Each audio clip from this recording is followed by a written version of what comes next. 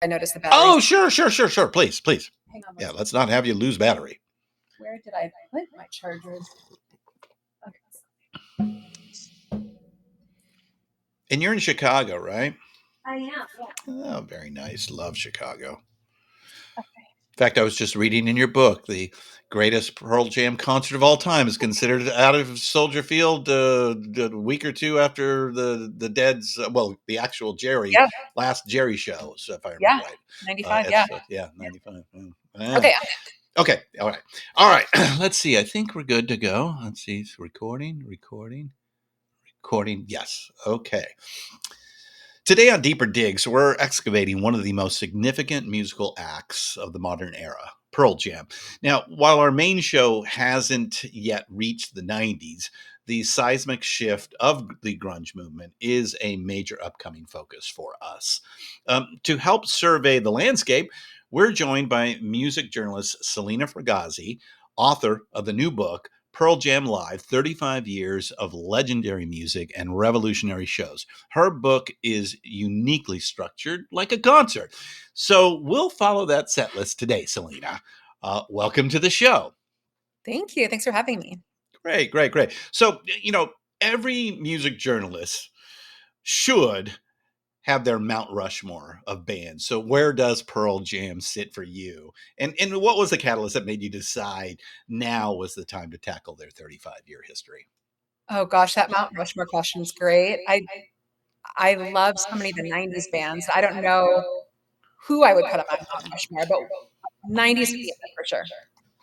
For sure. But with Pearl Jam, I mean, the thing that I really love about Pearl Jam is that through all the tragedy of the Seattle scene, um, they're still standing. Yeah. And I think there's a lot to be said about that and how tragedy sort of brought them together and gave a real humanistic vibe to the band. So when this anniversary came up of 35 years, I wanted to really explore why that is, how the band has survived so long, how the fans really came into it, because I think that's essential to understanding Pearl Jam. So there's a lot of history in this book, in addition to it, like you said, being laid out like a concert. But I really did want to hone in a lot on the live history because I think that's their legacy. Um, yes, definitely known as a live act you can't miss. It's almost like Pearl Jam's almost like the modern equivalent of the Rolling Stones. Like you're not really a rock and roll fan if you haven't seen Pearl Jam at least once. Okay. I think I would agree with that. The longevity, the artistic integrity that they have stuck with through their entire career is pretty incredible when you think about it. And yeah, I guess weirdly they're sort of like the last man standing out of that grunge act. Seattle's a dark, desperate town, and a lot of that music was born out of it, and we'll get into some of that. So your book is structured like a concert: opening act, headliner, and encore. By the way, that's an amazing device. And yes, this book is so dense. It's not meant to be read as a sit down, let's go through it. It's really a beautiful presentation, and we'll talk about that in a bit. But that you just pick it up when you got nothing to do, and just you just open it up and start reading wherever it lands. It's really cool about that. So. What made you choose the creative framework, and how did it help you tell the story to go beyond like a standard biography? Yeah, it just kind of came to me one day when I was planning out the layout of the book because I was trying to find a way to really talk about Pearl Jam differently. There's been a lot of books on Pearl Jam, a lot of biographies about Pearl Jam. I'm not reinventing the wheel here by bringing forth information about Pearl Jam. And so for me, the most interesting and I think compelling, like I was saying, is the fact that this live journey they've been on with their fans has been remarkable. I mean, you talk about Rolling Stones for sure. I think they could be considered like the Grateful Dead of their era as well, with so many people caravanning and finding their flock of people and traveling to see Pearl Jam. So I wanted to really hone in on the live experience, and it would be impossible to write a book about every single date in Pearl Jam's career. There is 1,100. I painstakingly typed out every single one. I wanted to because I wanted to get immersed in like how many shows they've had. It's remarkable. It's voluminous. So when I started coming up with this idea of really focusing on live, then I came up with the kind of idea of this format of making it like a concert because, Pearl Jam's set lists are so unique, they're long. I thought it'd be a great way to structure each, their songs are so different and the titles are juicy, so I could use each one for a chapter. And then I think when you think about Pearl Jam, this 3-act arc is really befitting of the band, this opening act, headliner, encore, because they have had a 3-act narrative as well of setting up the foundation, coming from Seattle, then moving into their very successful phase, Mm. and what happened with the fame, and then really things that came after Roskilde and the sort of learnings they took from that. So I think it worked out really well to dovetail the live with their story and this structure.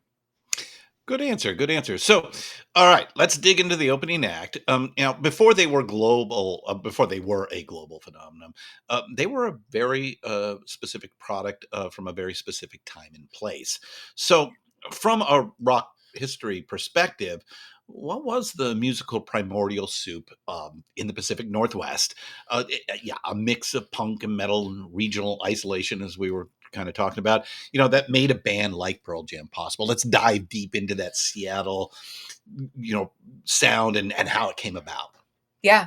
I think one of the most interesting things is I was doing a lot of the research into the Seattle scene, which I've been obsessed with. It was my music when I was a teenager, and I really identified with the feelings that came out of there and the rawness and the isolation and all those different things we all kind of feel in Gen X, right? And associated with this scene. But what I found really fascinating was the fact that, and I didn't think about this, is Seattle was so set apart from the rest of the country and not a very prosperous town at that point. And so a lot of bands were not coming through on their tour trekking to Seattle. A lot of the mainstream kind of acts that may go to an LA, New York, Chicago, they weren't going to Seattle. Oh, It was too remote for that. And so really it was a lot of the punk bands in their vans doing their own kind of routing that came. DIY. Yeah, Well, yeah. exactly. And so there's such a heavy punk and metal influence to what these kids were hearing and then created their own sound. Within that, though, there's the ideology, not just the sound, of this like DIY mentality of the college radio, of the zines. I mean, Sub Pop, which was the platform for a lot of these bands, grew out of a zine. And so that whole idea of like just doing it on your own, being passionate about it and pushing ideals forward became a huge part of what really aligned the sound. And then on top of it, the community aspect. So all these bands, it was like beautifully incestuous, where they all kind of borrowed from each other and collaborated. It wasn't cutthroat like the coasts. And so I think that ties into like what made that scene as well. They wanted to maybe like utilize each other, but also they were so enthralled by what was coming out. They wanted to up their game. And so I think all those kind of things melded. Wow, you spoke to my heart here. So, not to throw too much of a personal story into it, but Thanks. I came out of the LA scene, late '80s, early '90s. Headlining Whiskey and Roxy and Troubadour and all that, right? And the moment that Nirvana hit, I mean, I've never seen a scene like flip. I want to say it happened overnight, probably over about 6 months, which is pretty much overnight when you think about it. Yeah. But that LA scene was so cutthroat. The bands, like, we had some friends, but almost all of it was so competitive, heightened competition that, and I think part of that was the music business itself wanting, this is how they wanted things. Yeah. So, to your point, learning about the Seattle scene and what that meant, um, I I felt like I was born in the wrong place and damn missed my boat because it was less than 6 months later that the biggest band that I was in, broke up, and that was the end of my chasing the Mm. record dream because I couldn't convince my guys that this was the new way forward. So live and learn. All right, so enough of me. Let's get back to you. So, Pearl Jam is often seen as a unique blend of '70s classic rock grandeur and that '80s punk rock ethos that we were talking about. In your research, how did they consciously or unconsciously merge those seemingly opposing forces into their foundational sound? I think that's what makes Pearl Jam so unique because they don't, and none of these quote unquote grunge bands, which they all hate that term, ever really sounded alike. They all had their own different sonic template. And I think what's fascinating about Pearl Jam is that all the members were huge fans of music, very vocally so, but all different. So Eddie loved The Who. You have Jeff who loved the Ramones. You have Mike who loved Kiss. You had Stone who loved Led Zeppelin. And then, all the different drummers, but like Matt Cameron who loved a lot of jazz and stuff. I mean, there were so many different influences that I think they melded together. So whether you have these incredible riffs that Mike brought to the Mm. table that he, Sort of heard that 70s sort of thing, heavy exactly, riffies. Yeah, yeah. exactly. Or you heard some more of the like maybe kind of experimentalism that Matt brought forward, or you heard more of the jammy kind of style and narrative style that Eddie brought forward. And so all those components of their fandom melded together to make what we know as Pearl Jam. And they Mhm. didn't try, like, no one usurped it with what they loved. It all perfectly locked together to make their sound. Would you say that out of that whole group, Eddie's probably the premier lyricist? He's sort of like the Bob Dylan of that era, maybe even more so than Kurt was. A lot of people equate Kurt with John Lennon. Fair assessment. I agree. Once somebody told me no, they're like giant Beatles fans. I was like, oh my god, that makes so much sense. But wouldn't you say that Eddie's sort of like the inscrutable Dylan esque kind of character? Oh, I don't know, 'cause, like, all of those Lane, I mean, they had such beautiful ways they wrote lyrics. I think if anything, maybe Eddie's was the most story driven, the most maybe Cinematic or sort the of, most yeah, direct. yeah. Yeah, I think there were arcs in his writing, Hmm. and I think there were ways for many people to kinda glean onto it. A great example is the song "Alive," which Hmm. he wrote as part of his, little rock opera that when he turned in the demo tape. And that song had a very absurd kind of background story, of the mom and her son, and, I won't go into it, but over time, fans changed it because they gleaned to it as this song of, like, triumph and redemption and a positive message. And so I think that's a great example of how, his words really impacted a lot of people, and but, like, not necessarily the way that he had intended it in the beginning. Hmm. All right, so the pre-fame years can be the hardest to document. So you agree. What was your archaeological process for unearthing new details about that crucial period? Involving like bands like Green River and Mother Love Bone. Yeah.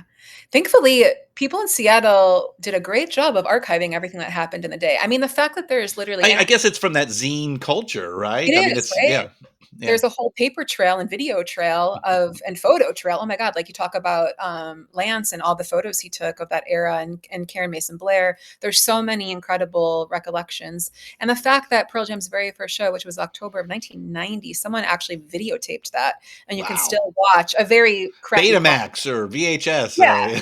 Yeah, I mean, it's like it's crappy quality because Yeah, it's, yeah. back in the '90s, but, you can still watch it, and I found that foundational because you can read all about a show and how monumentous it was, but I was able to watch it for myself and see every all the moving parts and things that maybe I would notice that another journalist wouldn't have. So for me, looking through photos, looking through videos, reading some of the very early interviews. Rolling Stone had a really great piece on the Seattle scene before Pearl Jam even entered the picture. They did a great job of research in that.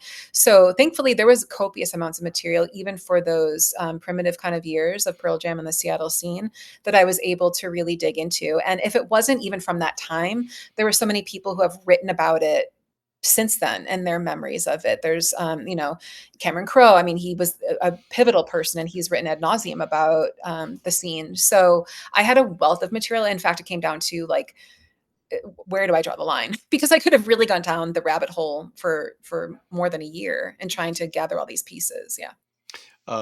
Volume two, maybe. Yeah, I would love to do a volume 2. I love it. Yeah, that's right. Cameron Crowe, kind Yeah, of being sort of a elder statesman, if you will, of yeah. rock journalism. Even by then, and it's pretty almost famous, but he still was his Rolling Stone career and Yeah. and some of the other things that he was doing in the 80s really made him somebody to pay attention to, and he's looking at rock and roll and saying this is the next big thing Yep. out there. All right, so Eddie Vedder was an outsider from San Diego. Mhm. How did his arrival and his distinct lyrical perspective and vocal stylings, by the way, fundamentally alter the DNA of the band that was already taking shape? Yeah, I think it had to be an outsider because Mm, the genesis of Pearl Jam, of course, started with Mother Love Bone. And their incomparable frontman, Andy Wood, who I had to devote one whole chapter at least to him in this book because we wouldn't have the Seattle scene without Andy Wood. I firmly, firmly believe that. really? When he passed, I don't Mm. know that you talk about the idea of replacing someone. It's why like Soundgarden hasn't done. I mean, it's impossible to replace these dynamic frontmen. And so I don't think that Pearl Jam could have what became Pearl Jam could have taken a singer from Seattle. I don't think it would have worked. And it You was know, I think what you're trying to say is maybe the community itself wouldn't have accepted that.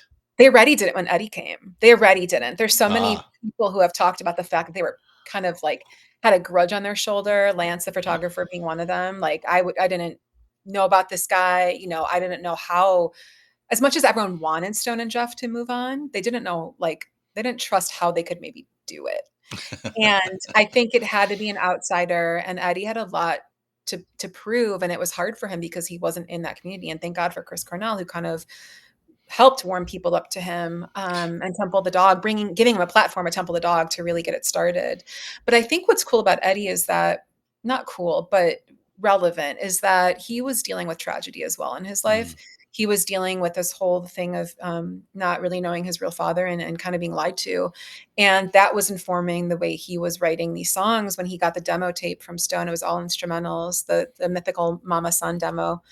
And I think when he added his rich baritone to that and he had this storytelling way and the emotion that came out of that man when he sang, I think I mean, Jeff talks about it in the CBS Sunday Morning interview recently that he was gobsmacked. And he told Stone, like, stop what you're doing. You have to listen to this right now. So it just hit them like a ton of bricks. yeah, yeah.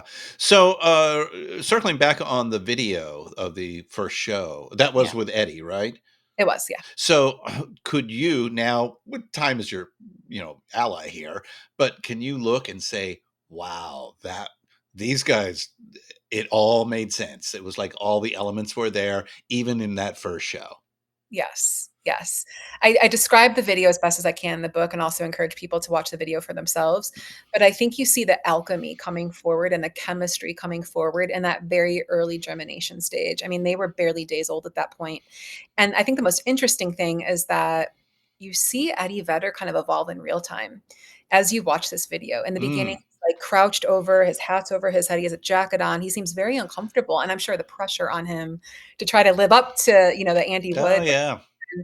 But as the show goes on and the crowd reacts, he gets more comfortable and more animated. He's not swinging from the rafters like he would do, but he's definitely getting more comfortable. And you see this like feralness in him kind of come to the page. And you hear Mike's riffs and you hear the rhythm section between Jeff and Stone. And so yeah, all those components are there from the beginning. It sounds like the Doors' first concert at the Whiskey with Jim Morrison. Same Yeah, I sort of mean, thing. Chris Cornell has went on record saying that it was the best debut show he's ever seen. Yeah, my analysis, working with all these folks for many years now, is there's always some magical moment. There's real alchemy going on Yeah, when it really happens, and those guys like the Pearl Jams, the Metallicas, on and on, it was there at the very beginning. And that's what the guys who know better knew when they said, we got to sign these guys. So, yeah. exactly. All right. Well, and that leads us to the headliner section, where they don't just get big, they become a cultural touchstone. But it comes at a cost. So, how did Pearl Jam's very public struggle with fame set a different precedent for rock superstardom compared to bands that came before them? Yeah, I think it happened just overnight for them. I don't They weren't expecting this. Like really Pearl Jam was founded because they wanted a platform to just get on the road and tour. They loved playing live together. And I don't think anyone expected for it to blow up as fast as it did. I think Nirvana had a lot to do with that, of course, ushering in the whole that Well, Masonic MTV came calling once MTV. Smells Yeah. Like Teen Spirit went crazy. Yeah. Yeah, and, you had the Alive, and Even Flow videos that came to MTV, and then Jeremy, of course, Jeremy put it over the top for them. Yeah. And then you had Lollapalooza that year too, which put Pearl Jam in front of a huge audience of Was people. that the first year of Lollapalooza? It was the 2nd year, Second year. Okay. but their first time to be in it, because '91 Yeah. they weren't necessarily would have been Yeah. booked in. Yeah. But '92 they did, and so they had this huge, following of, people their age coming to see them, and it just and Eddie, of course, being the Tarzan he was, who could not watch that? So, it happened very quickly, and then the fame started taking its toll. Of course, you had Kurt pass away. That was a huge a huge thing for Pearl Jam, and people sort of like pinning them as some kind of like messiah of the scene after that, and that Oh pressure yeah. came. It Yeah. was crazy, and it was like, He we got have the our full John Lennon treatment, didn't he? yeah, yeah, and so it was a lot, and for I think people who had been very emotional people, very empaths, it was hard for them to process all of that. And I don't, they had all these labels and assumptions put on them, and they were the voice of a generation. And it's like, Jesus Christ, that's so much pressure. Yeah, yeah. I remember. I think I saw some sort of like CBS Sunday Morning, or one of those morning shows where they talked about the Seattle fashion scene. And it was like complete plaid, and like Oh my God, yeah. it's so cringy. Sure, I'm sure our parents probably went, "Oh, I have a better understanding of what my kid's doing," but it really was cringy. Yeah, because you talk about like the mainstream who was trying to, ride off the coattails of Yeah, the this grunge grunge movement. scene. Yeah, And you yeah. had everyone from Gap to Marc Jacobs That's putting what I mean. Yeah. fashion. You had It's funny because the New York Times put an article like The Grunge Diary, and they interviewed someone at Sub Pop, and she gave up all these made up words that weren't even real, which I find hysterical. But yeah, That's everyone awesome. would find a way to like monetize this youth scene at this point, and it just became fabricated and like gross in many ways. Yeah. And that is what's beautiful about, especially Pearl Jam. I mean, they held on to their authenticity and their integrity and kept it through the whole time. Your Ticketmaster, on and on. It's But pretty I think that's incredible. why they really backpedaled, because Stone calls it the era of no, that they said no to a lot of things. They said no to new singles. They wouldn't do music videos. They didn't wanna deal Yeah, I with think Jeremy was the last video It that they was did for a long time. until about 2015 or something like that. So, A little bit before that, I'm blanking on it, but, yeah, it was a long time before they had another video. yeah. So they backpedaled because they didn't wanna be, like, the face of a scene or have these labels put on them, and they wanted to reclaim their own power and, personality in spite of everything that was going on around them. So I think it led very much to them doing a lot of the things that they did that were anti-conformist. All right. So your subtitle mentions revolutionary shows. Yeah. What specifically made a Pearl Jam show in the 90s revolutionary compared to other major rock acts? Was it the set lists, the energy, or the jungle gym? Maybe the politics? What's your thoughts? Everything you just said, but also, I mean, but they were doing shows that were very polarizing. They did Rock for Choice. They did Rock the Vote. They did, the Drop in the Park for voting rights. They were putting their voices behind these very worthy causes that they felt strongly about. Whereas, like, nowadays, I think a lot of bands would give pause on that because they don't wanna be canceled, but Pearl Jam Yeah, didn't yeah. Or care. they don't want to lose their branding opportunities. Exactly, and Mhm. Pearl Jam did not ca I mean, it was a different paradigm back then, but they didn't care. They strongly believed in these ideologies. So there was that part of it, as they So had much so that they got the attention of Neil Young. Yeah, exactly, who became their uncle.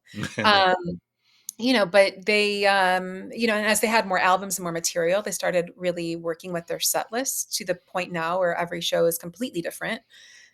Most bands don't do that, and there's a number of reasons, obviously, one being production is very hard to kind of play around with a set list every night. Um, but they also Well, went the to bat. other is remembering all the songs. Well, that too. I mean, they talk about when Matt Cameron came into the band, they're like, "Okay, you have, like, a few days to." 150 songs to learn. Yeah, Yeah, yeah. yeah. But they also very much went to bat for the people, and that was very revolutionary about their shows as well, and they were very staunch about, "We don't want these fees added on. We remember what it's like to be fans and how you don't have money, and we don't want that to be a roadblock for people coming to our shows." So, all those things just make them so revolutionary when it comes to the live sector. So, talking more deeply about that, in the grand timeline of rock and roll, how significant was their battle with Oh, Ticketmaster? yeah. For the larger conversation about artist autonomy and corporate control in music. Huge. I mean, this was 30 years before Taylor Swift did it, and she was a megastar who had a lot of power. Pearl Yeah, Jam at this point, yes, they were known, but it was like a David Goliath battle to try to take down like the leading ticket agency. It could have destroyed their career and almost did, honestly. And they didn't. There wasn't a mechanism to be. There was no website. You couldn't like be online and right, try to get right. people organically to come and buy through you. There weren't options, and so for them, and then to go to Congress and actually take a stand and put their voice on record. It's funny because like so many other bands were aligning with them, but when it came time to go to Congress, they were like the only ones that showed up. So huge. Well, and so we still have the problem today, don't we? We sure did. But maybe even worse. Although with Ohana Fest and Pearl Jam themselves, they're still are they still doing their own ticketing now? I mean, they've had to work with Ticketmaster out of just, I mean, it's as they found out, it's impossible not to, unless, Yeah, Congress really should get involved with the I monopoly. believe And they are getting involved I think they right are now. at a Yeah, snail's pace. yeah. Like, hopefully we'll get there someday, but there are monopolistic practices in place here that Pearl Jam very validly brought up. And so I think they do what they can with giving first access to 10 club members and with maybe Eddie's own Mhm. events like Ohana. I'm not quite sure how he does ticketing for that, but I think they do what they can, but it's impossible. Yeah. Yeah, unfortunately, when you have a monopoly, Yeah. you have to live by the rules of the monopoly. Hence, why maybe it needs to be looked at by Congress. And I know it's a complicated subject, and I know it's not just all Ticketmaster. Even Right. though Irving, come on, you could help out a little bit here, but it's the bands, it's the promoters, it's and the fact is the live side of the equation is where the money is now, and so Yeah. everybody's got to make a living. There's no money on the recorded side, pretty much at Yeah. all. Streaming doesn't. So Yeah. so you got to make it somewhere. You got to make the dollars work. It used to be, when this all started, it was the tour was supporting the record. So let's make the tour cheap, get people in to get recognize the songs and go out and buy the plastic. Right. But now it's flipped. So all Right. right, so you decided to dedicate space to the fan culture. How did their approach, the 10 Club, we just mentioned, official bootlegs, fundamentally change the artist fan dynamic that had existed up to within rock, with certain exceptions like the Grateful Dead up to that point? Yeah, I think it's more what came after that. They're the only ones who really still have a viable fan club at this point, which is crazy. I don't know why the fan club model went away. But I think with Pearl Jam, they just I think always I think Metallica has a pretty good they do. You're right. fifth member, which is probably they probably stole directly from Pearl Jam. Right. Right. No, you're that to be fair, yes, Metallica does, but it's very rare that there's that kind of active Mhm. community. And I think, with Pearl Jam, for me, they've always just been very much a band for the people. I think that they just really recognize the young or now even the people who've grown with them fan and what they are looking for, and they cater to them in a really beautiful way. And like I said, they go to bat for them with Ticketmaster, um, with aligning with really important human rights initiatives and Mhm. the Still. home shows in Seattle that raise all the money for the homeless community in Seattle. They're very if they were to, they're very democratic about it. They care very much about their people in a way that like you'd hope a good politician would, but they're a band and they use their Boy, platform. aren't you an innocent? Yeah, a good politician Yeah, would. yeah. Very So, few of those, I bet you. yeah, Yeah, that's also a dying breed right now. yeah, But yeah. I think they just were soulless for a lot of young people in the beginning when they came out, and they kept that relationship going throughout the entire career that they've had to this day. All right, I want to come back to this a little bit, but we talked about them stop making videos for MTV with Jeremy.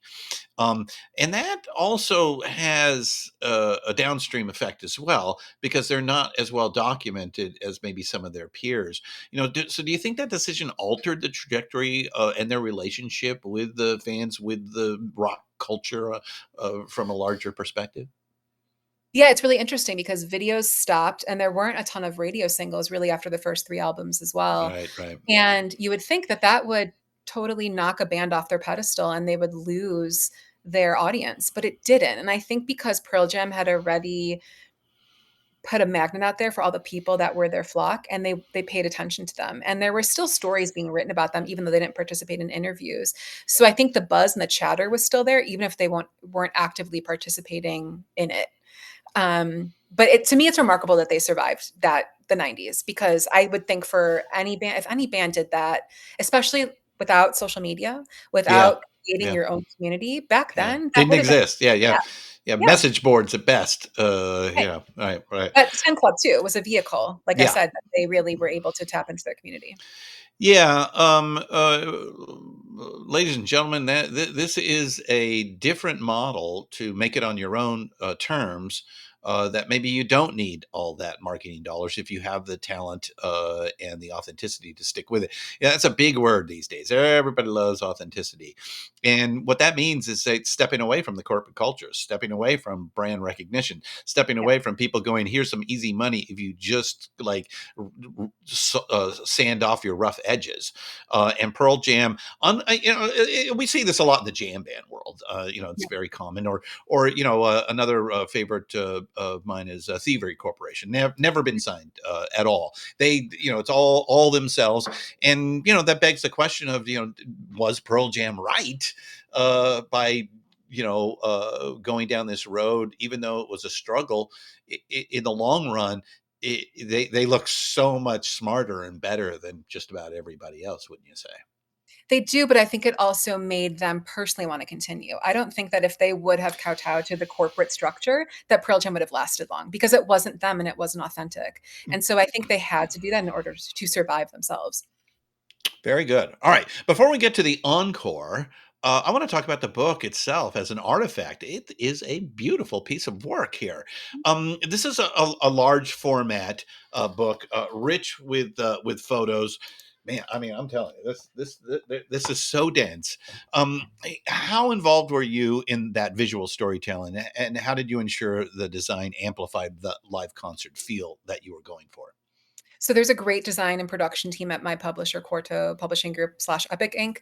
And they really took ownership of the design and they came up with all these great photos. But I kind of flagged certain shows maybe we should look for photos of. In fact, one tidbit I'll share is that in the beginning, the cover looked very different, and it was a live shot, if I remember correctly, but it was Eddie, and I said, we absolutely can't just put Eddie on the cover of this book. So I was instrumental in kind of helping steer those decisions Hmm. because, as Eddie better be the first to say, he didn't want to be. This is not about me. So All right. to that extent, yes. And then I wanted to make sure that some of the kind of sidebars and addendums to it, like you have the set list spotlight, there were the fan submitted memories, which were just incredible. I wanted to Mhm. make sure that those visually stood out as well. So I can't take credit for any of the design. I did a great job, but I did have input. All right. So, what was a particular photo that was just a must-have for you that you went, "No, guys, you're missing this one. We got to get this one." Oh, that's such a great question. I'm trying to jog my memory of what that would be in the book. They did a great job of selecting, especially live photos. So my thing was we have to put in mostly live photos because It's that is live shows, right? Right. the essence of this book. And the band. Yeah, exactly. But I wanted to make sure that, we really heavily represented all the other people I talked about, not just Pearl Jam, to bring in that community feel. So there's a lot of photos of Andy Wood as well. There's photos of a lot of the artwork from the albums to other ephemeria of the band. So I wanted there just to be a really great representation, as rich as the book is in info as well as visuals. All right. So the forward's by Scott Lucas of Local Yeah. H, a respected peer, but not exactly an obvious choice. So, what was the thinking there? What was the unique perspective that he brought to this project? So Scott Lucas, also from Chicago, I really Oh, want. a double connection. Okay. Yeah, yeah, yeah. But, Local H is an interesting band too, and I think they were really dog-eared as a band that could be this post-grunge version of Pearl Jam, to the extent that they even had a song called Eddie Vedder. And, selfishly, I wanted to know the story about that song, but I thought that, as a frontman, as a rock band who came up shortly after Pearl Jam with the same kind of pressures, and a band has survived a really long time. Local H has been active like 30 something years as well. In fact, they just re-released Ham Fisted, their first album from the early 90s.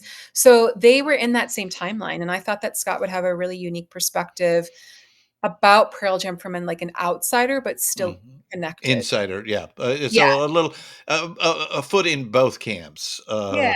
Well, it sounds like he's got 4 feet. So it's Pearl Yeah. Jam, it's Chicago, Seattle, Pearl Jam, and Selena. Wow, it's got it all covered. So, And he has a great essay. Scott, also, what I know about Scott is a great writer. He yeah. loves reviewing movies and stuff, and I've read his critical pieces before. So I knew his voice would be really strong too. Good, good, good. Yeah. All right, let's close out the set with the encore. Yeah. The story of their endurance and place in rock history here. Yeah. So many of their '90s contemporaries, as we have talked about, are gone. Yeah. What do you think is the key ingredient that you identified for their incredible longevity when so many other bands, and not just out of Seattle, have faded?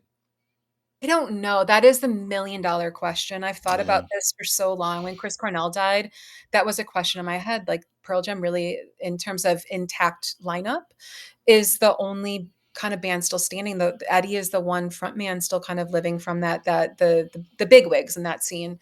yeah, And I don't know, because it's not like Pearl Jam did. I mean, they did drugs too. There's nothing, like, particularly different about the way that they handled fame, or they kind of, navigated their course any different, I don't think, than the other bands did. I honestly don't know what it is. I don't know. I don't have an I'm answer going for to that. say Uncle Neil. Yeah, that's true. Maybe.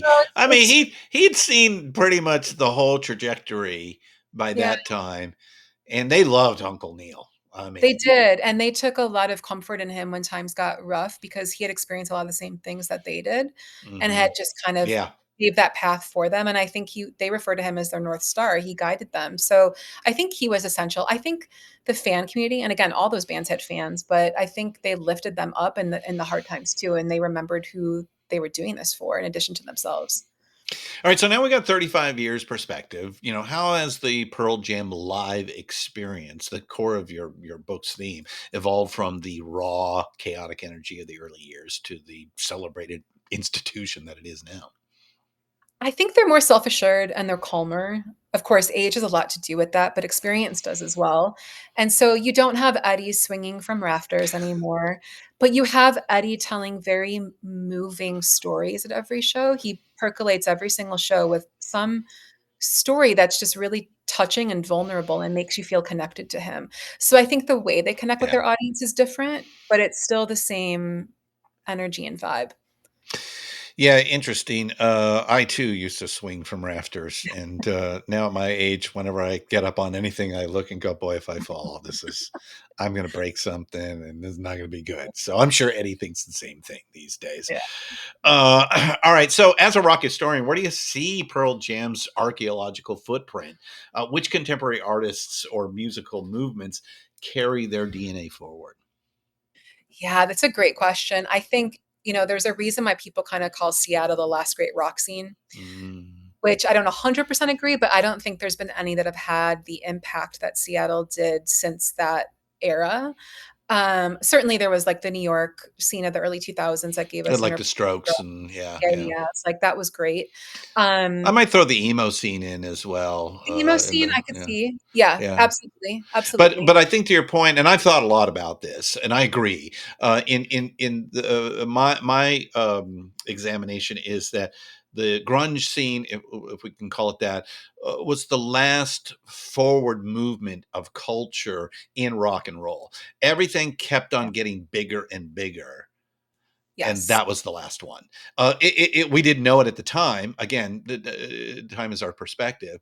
But as we said, like the new metal scene, emo, uh, those things did not elevate to the level of what had happened previous. Almost every iteration of rock music just built and got bigger on itself until the mid 90s, when it started to change. Hip hop started to become a big Sure. factor Sure. as well. MTV, quit playing videos. That also was a factor.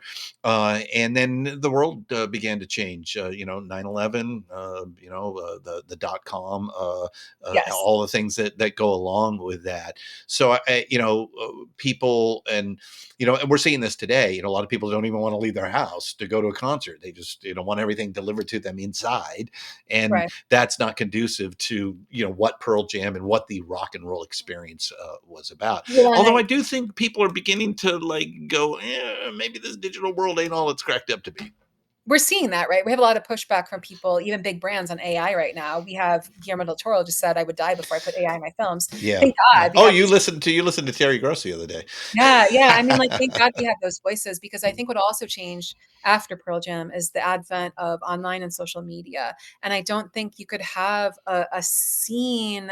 I mean, I hope so, but the organicness of a scene like Seattle, because everything is digital right now, and like people don't gel like that in person as much anymore.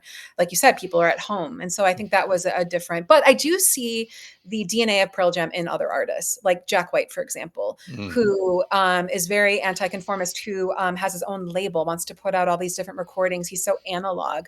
I see that spirit of a Pearl Jam in him, and I see like the animation of a band like Cage the Elephant. I think very much picks up from where Pearl Jam, left off has been. I might throw Amel and the Sniffers into this Oh yeah, conversation as I well. was going to say too, like the punk spirit, and also a lot of bands from the UK right now. I think Yeah, I just they went and saw Viagra Boys. Viagra Boys are great. I love Viagra Another Boys. one. They're so good. Sebastian is definitely something to see. He is. He's a great frontman. Yeah. He's a great frontman. Yeah. All right, Selena, we've gone deep into the history and context, which has been fantastic. But now I want to put you on the spot as a Sure. fan. All right. So I'm going to hit you with 5 rapid fire questions. No long explanations. Just go with your gut Okay. here. Are you ready? Ready. All right. It's 1996. A teenager asks you which Pearl Jam album to start with. What is it? I'm a linear person, so start with 10 and go through the chronology and time and the order it was released. All right. All right. The unsung hero of Pearl Jam. Who? Oh gosh, I'm gonna Matt Cameron. Yeah. Yeah. I'm so sad to hear him moving on. Yeah. I Yeah. know, and this book went into production before he made his announcement, but I like it that way because I think it really is a celebration of everything Matt brought to the band. He's a good interviewer, too. He was our celebrity interview for Geddy Lee when he did his book tour here last year. Yeah. Here in San Francisco. All right, you have a time machine. You can go to any single Pearl Jam show in their entire history. Which one is it? The first one, October 22nd, Oh, 1990. the That was one a we saw magical day. on videotape. Oh, you want to see it for I wanna real? yeah, You I want to wanna smell it, get the yes. visceral reaction. Got it. Got it. God, imagine.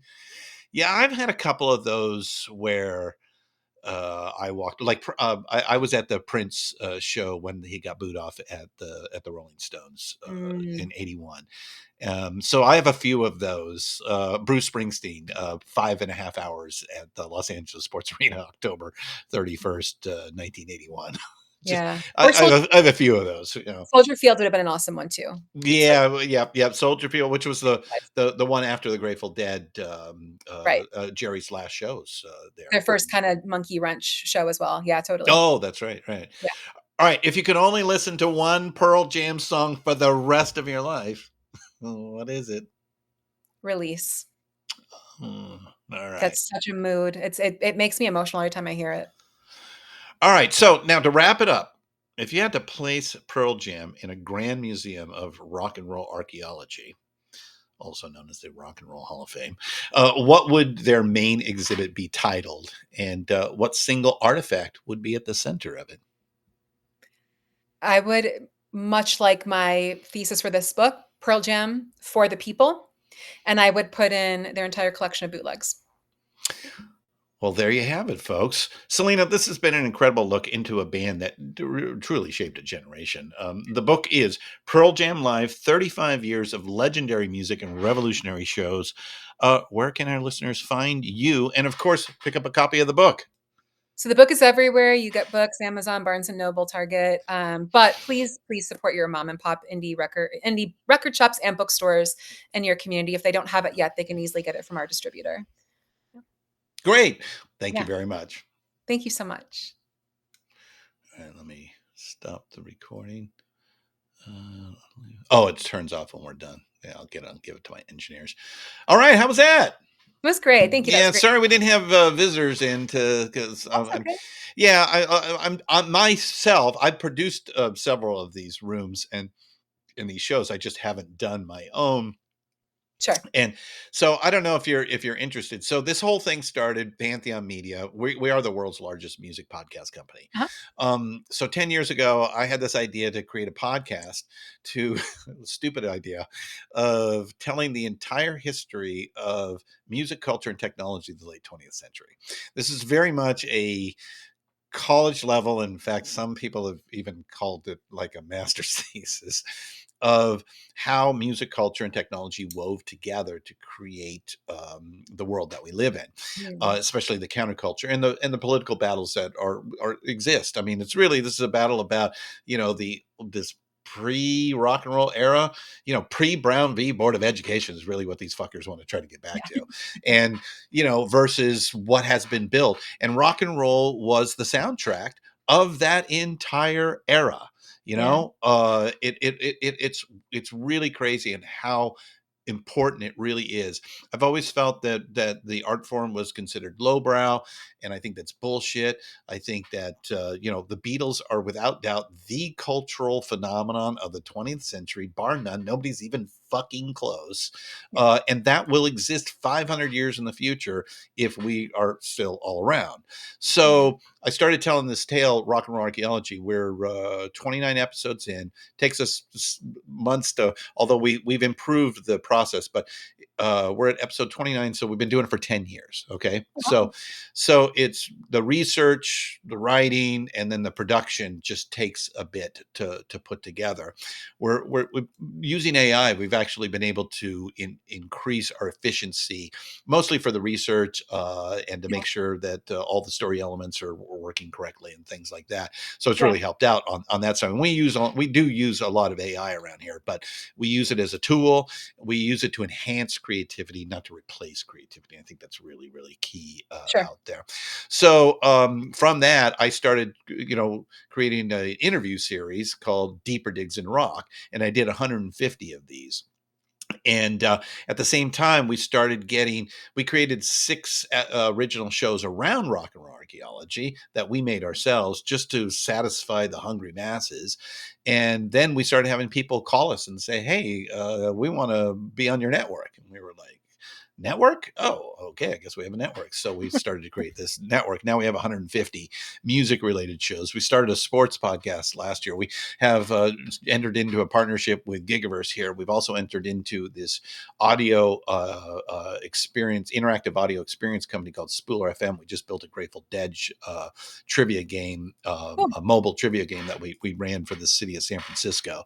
Very cool. And that's part of why I was hanging out with Kesha yesterday. So we do a lot of things. If you're interested to look at Pantheon, start with rock and roll archaeology. So Yeah. interestingly, I decided to bring the deeper digs back to this. So I took a couple of older interviews that we did. Robert Hilburn became a friend of ours, and I grew up on him. So I took his interview. We kind of redid that, and I Cool. did a second one. But yours is the first. It's going to be the brand new Deeper Digs in Oh, Rock that we're going to put out cool. there in Rock and Roll Archaeology. Oh, I'm So honored to be the first. That's yeah, awesome. yeah. Well, it's the book. It's just really, I get a shitload of these things. And, Yeah. I'm a CEO. I only have so much time in the day. So, Yeah, yeah. it's something that look to me goes, wow, this is really worth it. And then your book, like I said, it's going to sit on the coffee table. And my wife, who's a giant Pearl Jam fan, in fact, we laugh. Her ex-husband and I are really good friends, but Yeah. she says the only reason I married him is because he looks like Eddie Vedder, and he does look a little like Eddie Vedder. So, so she goes, boy, I'm going to be giving these out to Oh, a lot of our I love friends hearing and that. Thank you family. so So we'll get you much. some on that. So, That's so kind of you. all right, Selena, I'll let you run. Thank you very much. This was a lot of fun, and I'll alert you when it's out so that you Yeah, can please. put it I'll on share it social around. medias and stuff. So, Yeah. all right, Thank you good so to much know for you. the great Talk to you conversation. soon. Bye bye. Okay, bye.